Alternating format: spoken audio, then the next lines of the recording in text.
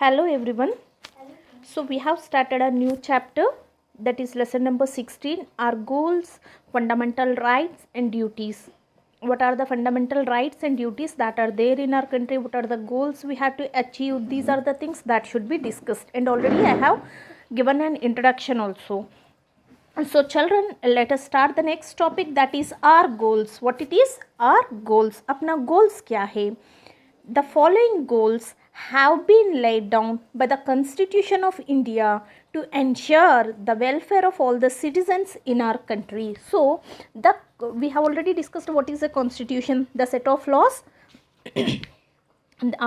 laws according to which a country is governed. So our government has few set of rules according to which the country have to be ruled. So the following goals, the Constitution of India has given some rules for all of us to follow. There have been some goals have been laid down. Laid down means they have been given by the Constitution of our country.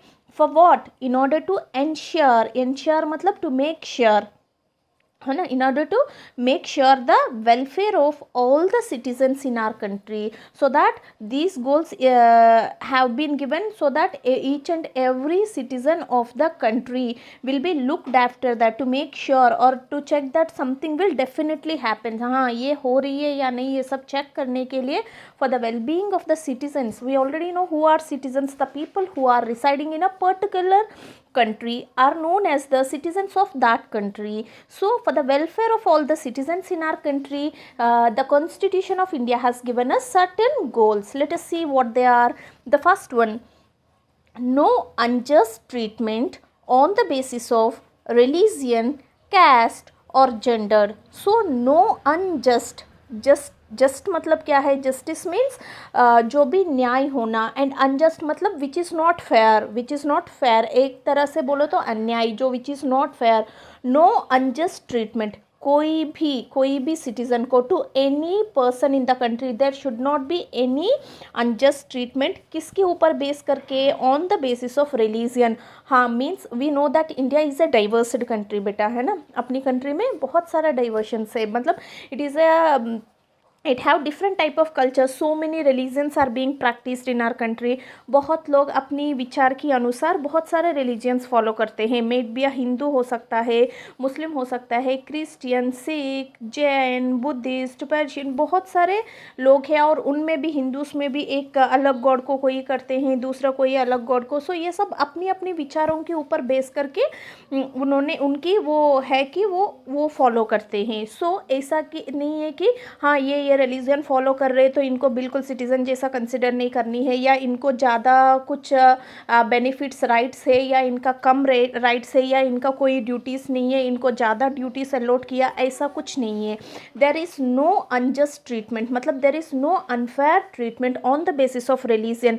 What ever the religion that you follow, और whatever the caste to which you belong, और whatever the gender it may be, मतलब may it be a male person, may it be a female citizen, whoever it may be, but the law should be the same with everyone. हाँ, mails हो तो ये कुछ भी कर सकते हैं, फीमेल्स नहीं कर सकते हैं, या फीमेल्स के लिए ये बहुत ज़्यादा, इनके लिए नहीं, ऐसा कुछ नहीं होना है. बिकॉज ये गोल्स इसीलिए दिया ताकि अपनी कंट्री में कहीं पे भी कोई अनफेयर ट्रीटमेंट ना हो on the basis of religion, caste और जेंडर. सो बेटा, रिलीजन आपको पता है ना, जो भी caste means whatever the, जो भी जाति जो आप फॉलो करते हैं, रिलीजन जो धर्म आप मानते हो, gender on the basis of male और female. So on this basis no unjust treatment should be given for anyone. Now second one, it is equality in the eyes of the law. Law की in the eyes of the law, मतलब law के eyes है, no से ऐसा नहीं, मतलब law is equal for each and every person in the country, whoever it may be, all the citizens, for all the citizens the law should be the same. इसीलिए कुछ goals दिए कि ताकि अपनी कंट्री में जो भी citizens है all are equal. So equality in the eyes of law, law के हिसाब से आप सोचो तो सभी इक्वल हैं. Third one, right to choose representatives in the government, मतलब अपनी गवर्नमेंट में अपनी रिप्रेजेंटेटिव्स को अपन को ही चूज करनी है, because we know that ours is a very vast country, so in order to govern this country we need so many people, and only one person or any one or few citizens cannot rule the whole country, है ना बेटा, ये possible है क्या? इतनी बड़ी country को कोई 1, 2 या 10, 15 से नहीं हो पाएगा. So we need a group of people, and from where this people come from where this representatives, whoever the representatives means ये कौन होते हैं? कोई भी पर्सन जिसको हमने इलेक्ट किया, so that he can see the welfare of that particular society. कोई भी, जैसा अपनी कंट्री का कुछ हेड्स है, already we have discussed about the government ना, what is central government, what is state government. Again state government में भी we know that there are MPs, MLAs, council of ministers, again MLAs सब एक district के अंदर, फिर again वो भी अपनी अपनी विलेजेस की, वो डिस्ट्रिक्ट्स के हिसाब से लोकल लीडर्स को सेलेक्ट करेंगे. So these persons are none other than the representatives. Representatives means persons who have been chosen by us to act on ourselves, मतलब अपनी तरफ से अपन ने कोई एक इंसान को चूज़ किया for a particular group of people, उनको हम क्या बोलते हैं? Representative. So that right to choose representatives in the government में जो भी रूल कर रहे वो पीपल अपना ही होना है. जैसा अपनी लोकल MLA को कौन सेलेक्ट करते हैं? उस पर्टिकुलर एरिया की लोग वोटिंग करके उनको सेलेक्ट करते हैं, ताकि ये एक अच्छे पर्सन है who can see all the basic needs whatever we need for the society. So ऐसी लोग को हम रिप्रेजेंटेटिव्स बोलते हैं. The fourth one, freedom to think. सबको, आप कुछ भी सोच सकते हो, ये फ्रीडम सबका होना है. Express opinions, everybody can say their own opinion, yes मैं ये करना चाहता हूँ, सभी अपने भावों को व्यक्त कर सकें. And follow the religion of choice, as long as they do not harm others in the society. So आप फ्रीडम टू थिंक है करके, अभी मुझे ऐसा सोचने की इच्छा हो रही है, मैं जाके इसके घर पे जाऊँ, ये चीज़ उठा के ले आऊँ. आपकी फ्रीडम है थिंक करने की, और आपकी ओपिनियन एक्सप्रेस कर सकते हो. मुझे ये घर अच्छा नहीं लग रही है, इस घर में जाके मैं बैठ जाऊँ, मैं खाना खाऊँ और इधर ही रहूँ, ये थोड़ी आप कर सकते हो. We can not do this, okay बेटा, because freedom to think, express opinion या कोई भी रिलीजन आप फॉलो जब तक कर सकते हो तब तक, as long as they do not harm others in the society. आपकी ओपिनियन से, आपकी थिंकिंग से, आपकी चॉइस से कोई भी अदर्स भी हार्मफुल नहीं होना चाहिए. You should not hurt others because of your thinking और because of your opinions whatever are there with you. So this is the important thing that we have to keep in mind. So freedom है आपके पास think करने के लिए. You can express your own opinions, you can follow your own religion. आपको जो भी धर्म अपनाना चाहते हो आप फॉलो कर सकते हो, but you can not persist others to follow that, है ना. Yes you should follow this, you should follow that, ऐसा आप किसी को फोर्स नहीं कर सकते हो. Next the fifth one, sorry children, the fourth one completely, fourth और फिफ्थ एक ही है. Now fifth one, equal and fair opportunities to study and work. सबके लिए बिल्कुल एक जैसा इक्वल अपॉर्चुनिटीज़ होना है. Opportunities means to have a chance, एक चांस होना, एक मौका लेना. सो एंड फेयर, बिल्कुल कहीं पे अन्याय अनजस्टिस नहीं होना है, बिल्कुल फेयर वे में अपनी अपॉर्चुनिटीज सबको मिलना है. कहाँ पे? To study. Each and every child in the country has a right to study. सभी पढ़ सकते हैं, सबको बिल्कुल इक्वल चांसेस होना है पढ़ने के लिए. जो पेरेंट्स अफोर्ड नहीं कर पाते हैं, इसीलिए उन बच्चों के लिए गवर्नमेंट ने गवर्नमेंट स्कूल्स भी बनाया था, गवर्नमेंट टीचर्स भी है, स्कूल्स भी है, they will teach the children, है ना. So for that, equal and fair opportunities to study and work. In order to work also, हाँ नहीं इसने ऐसा किया तो इसके लिए ये जॉब इसी के लिए फिक्स है, ऐसा कोई फिक्स नहीं करते हैं. There will be an open entrance exam for each and everyone. So जो भी उसमें सेलेक्ट होंगे, जिसका इंटेलिजेंसी के ऊपर बेस करके उनको वो वर्क दिया जाता है. So अपनी कंट्री में we have to attain all this. अपन को ये सारे गोल्स रीच करने के लिए अपनी कॉन्स्टिट्यूशन ने ये सब गोल्स बनाए कि सारे सिटीजन्स को सबको इक्वल एंड फेयर अपॉर्चुनिटीज़ होना है, कहाँ पे, to study and even to work also, and respect for all in the country, each and every person in the country should be respected by any other one, है ना। अपनी country में नहीं ये लोग ऐसा है तो इनको रेस्पेक्ट नहीं देना है, इनको ज़्यादा करना है, ऐसा कुछ नियम नहीं है। We have to respect each other and we should have the feeling of brotherhood, मतलब एक दूसरे को भाई बहन की फीलिंग से हम सबसे मिल के रहना चाहिए और सबको रेस्पेक्ट देना चाहिए। So these are the main goals, these are the rules given by the constitution of India for what, for the welfare, to make sure that each and every point that we are thinking should reach the well-being of every citizen. So these are the goals they have given for us. Now moving ahead into the next topic, what are fundamental rights? The meaning of fundamental means क्या होता है बेटा, it means basic. What are the basic rights do every citizen of a country hold? अपन सबके पास क्या fundamental rights है? The Constitution of India gives the citizens of our country some basic rights that cannot be taken away from them. Nobody can take away our rights from us, है ना। कोई भी, किसी का भी हक नहीं है कि अपन से अपनी right, अपनी जो right है वो कोई ले सके। दीज राइट्स आर कॉल्ड, ऐसा जो राइट्स हमको गवर्नमेंट से दिया हुआ है इसी राइट्स को हम बोलते हैं fundamental rights. So definitely we should know about all the fundamental rights, because being a citizen of India it is our responsibility that what are the rights that we have and how to be a good citizen. अगर आप अभी छोटे बच्चे हो, आगे बढ़ के you are the future of the country, so in order to grow in a proper way and in order to know more about your country we should know all these things. So this is a very important chapter which you have to, which you should know, which you have to know, which you should definitely must and should, you should know that these are our rights, these are the goals of our country to be attained, and this is the system of government of our country. So all these are basics in detail mein we are just going to learn about all in detail in your higher classes. So today let us learn what are the basic rights that every citizen of our country have. There are 6 fundamental rights mentioned in the Constitution of India. So अपने Indian Constitution में 6 basic rights सबको दिया है. So let us just discuss about them. First one, right to equality. Equality, समानत्व की जो भाव है.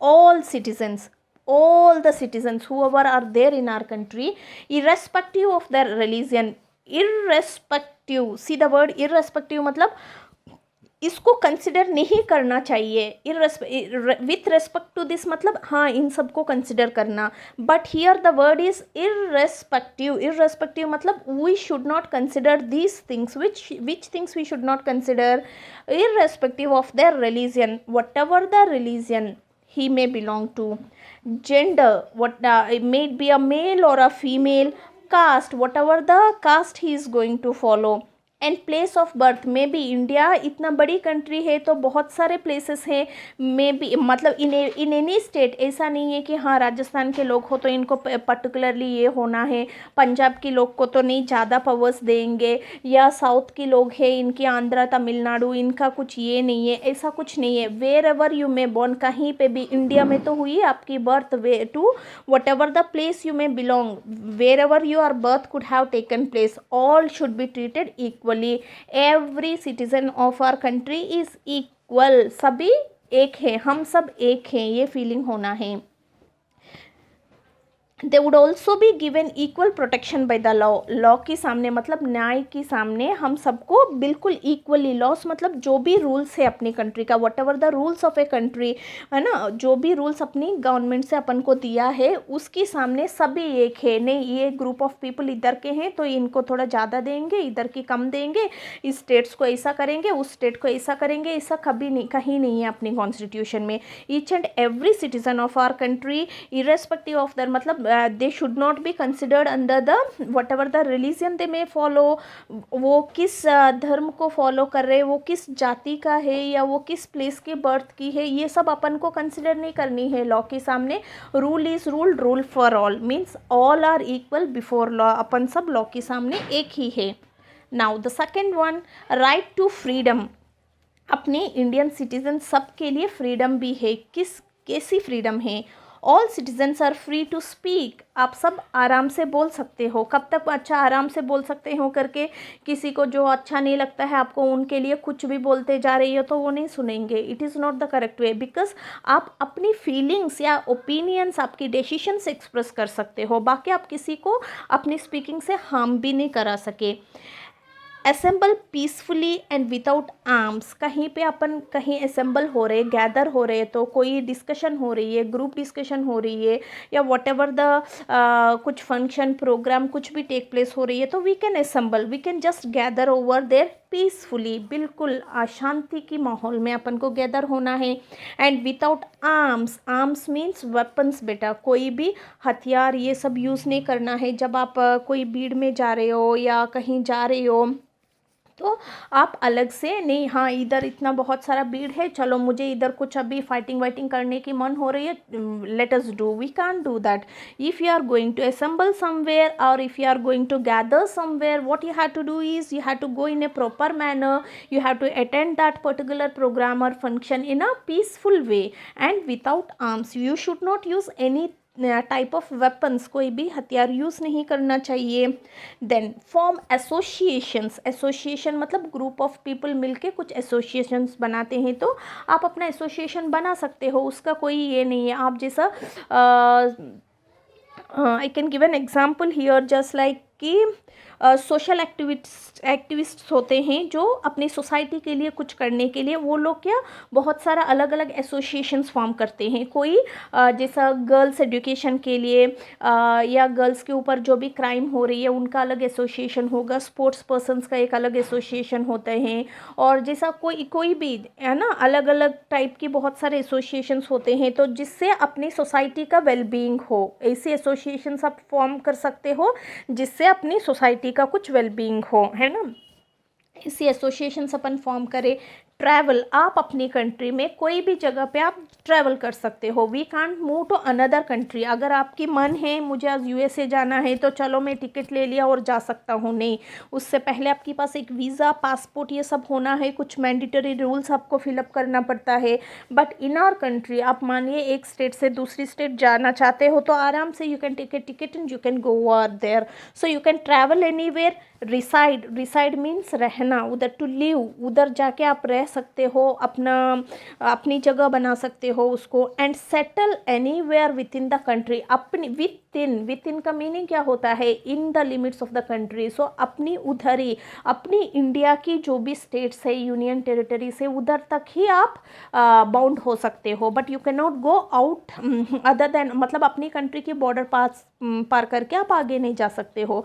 But you can travel, आप अपनी कंट्री में कहीं पे भी ट्रैवल कर सकते हो। रिसाइड, आप रह सकते हो। And settle anywhere in the country, जैसा मान लीजिए you are basically from Rajasthan, mostly है ना, आप सब राजस्थान के हो।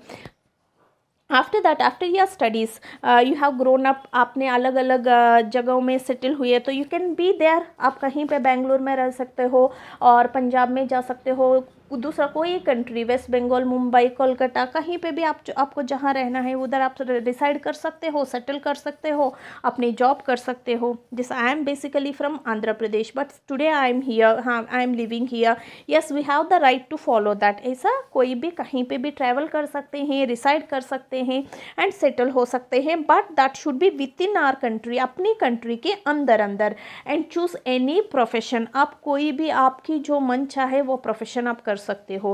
प्रोफेशन मीन्स जॉब, मतलब अपना डेली आपको कुछ काम करने के लिए, everyone use to earn a living, है ना, अपन को इन ऑर्डर टू लिव, अपनी जीवन आगे बढ़ाने के लिए एवरीबडी यूज टू अर्न। कैसा अर्न करेंगे हम, कोई भी कमाई कैसा कहाँ से आएगी हमारा, we have to do one or other job, कोई ना कोई जॉब करना पड़ेगा हमको। सो आप जिस फील्ड में इंटरेस्टेड हो, आपको जो भी फैसिलिटीज़ अवेलेबल है, जो भी आपने सब्जेक्ट लिया हो, जो भी आपने पढ़ाई किया हो, या आपको जिस फील्ड में इंटरेस्ट है, so based on that and based on the degree that you have, you can choose, you can select any of your favourite profession. So everyone can do this.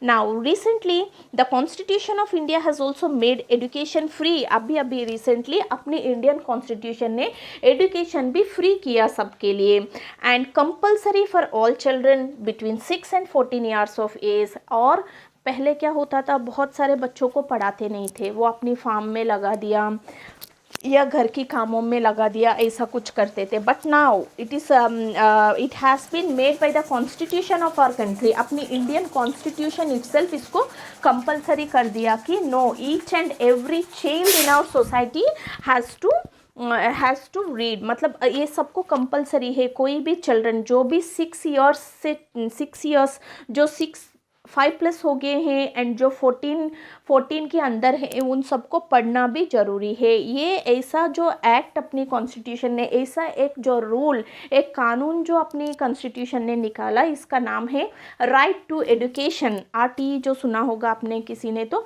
Right to education मतलब each and every child who is above 5 years of age and up to 14 years, they have the right to education. उनको क्या कोई काम वाम में नहीं लगा सकते हैं आप, और उन सबको पढ़ना ज़रूरी है. उनको पढ़ने के लिए गवर्नमेंट ने फ्री फैसिलिटीज़ भी दिया है. So this particular act is called right to education. So children, make sure to read this chapter. If you have any doubt you can ask the teacher, है ना. आपको कोई भी डाउट है आप पूछ सकते हैं. आप 1 से 2 बार वीडियो ज़रूर सुनिएगा and after that make sure to read the lesson 2 and understand all this basic topics. Okay, thank you.